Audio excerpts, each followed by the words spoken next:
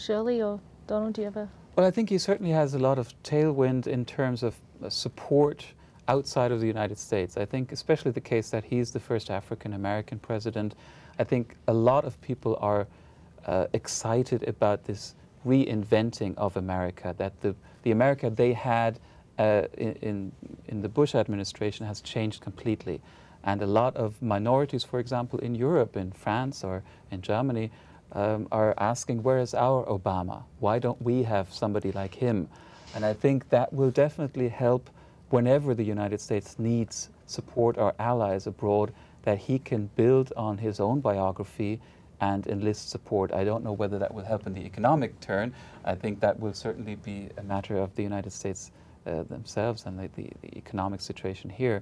But should he need in any way the support or encouragement from abroad, he certainly can get that.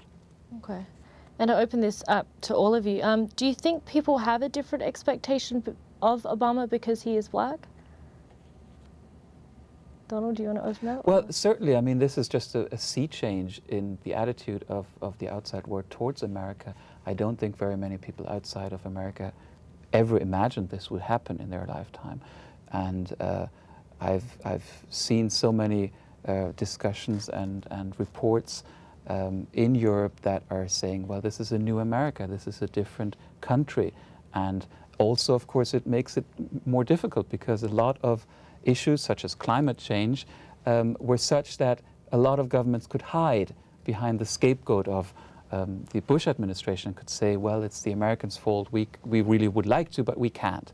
Now, of course, they really have to do something because it means they have a partner in the White House. And I think that is certainly a different constellation. I'm going to actually argue that things haven't changed as much as the perception. And really, from listening to both of you talk, that we're still the same people we were 5 years ago or 4 years ago. He didn't win by 60%, right? What did he win by? What was the? 53. 53%. What percent of the population voted for McCain? 40? 46.5. 46% voted for McCain. And I think, you know, the point you made earlier when we were talking before the show about how things, you know, there's substantive things. The U.S. has certain interests, and I think a lot of the problems that Obama's having with his supporters are related to him saying things during the campaign that now, when it comes, you know, to really doing, he's going to have trouble doing, because 46% of the people, and I don't think that's racial, I just think people have different views about how government should be, red state, blue state, and I think that there is no sea change in the U.S., but that if it's perceived that way, maybe it can work to our advantage. Becca, would you like to? Yeah, I think the perception matters, and it at least matters in the short term, and I think, you know, I don't think he has different expectations because he's African American, but I think that in some ways it raises expectations because people have a sense that, you know, they didn't expect that something like this would happen at least this soon in American history. And so he sort of, in addition to sort of inspiring people with his rhetoric, he inspires people just by his story. And he sort of makes people believe that, you know, all of the things that they've been disappointed about in the past, that they hoped government would do for them, that maybe they could be done. And so that matters. The problem becomes, have you raised expectations so high that people believe, you know, you're going to really heal the planet and fix the economy and end 2 wars and protect us from terrorists, and then on the second day you'll do all these other things, you know, and so it's definitely a problem of expectations that he faces. Okay. And in terms of his rhetoric, right after the campaign ended, I think you saw him immediately try to ratchet down expectation. We're not going to do this in the first 100 days or the first year or whatever. It's going to take time, but we'll start making progress right away. Okay, talking about the high expectations, you know, Obama has become so popular, you know, in the media, a pop icon, a rock star status in many ways. Do you think this kind of media recognition is going to help restore the confidence, or is it going to be his demise due to this high expectation?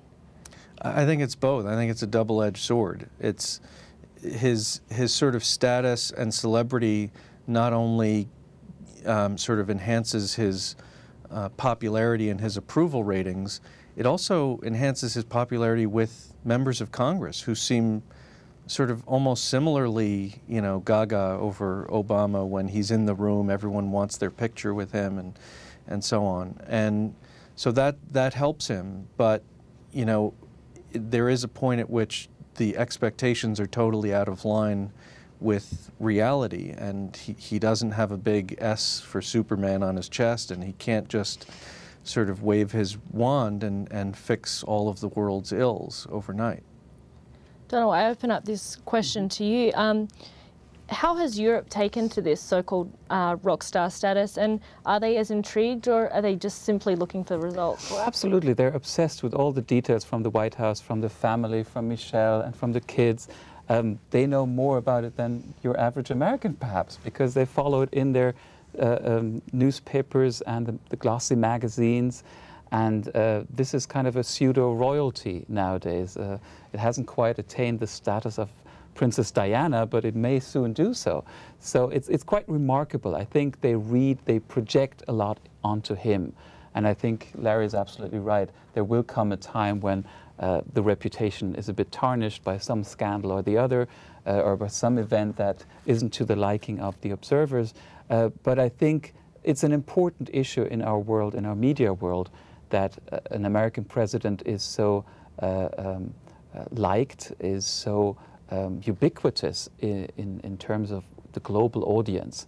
Whatever he does is followed. And I think that might not be easy to live through in his case or the case of his family. And it might eventually backfire at all if there's an idol that's, people create these idols and then they try to tear them down again. So I think there's a danger in that. Okay. And we actually enter the 28 days of the first 100. How do you all think he's doing so far? Donald, yeah. Well, I think he has avoided a lot of mistakes that could have happened. I think he's still riding the wave of enthusiasm.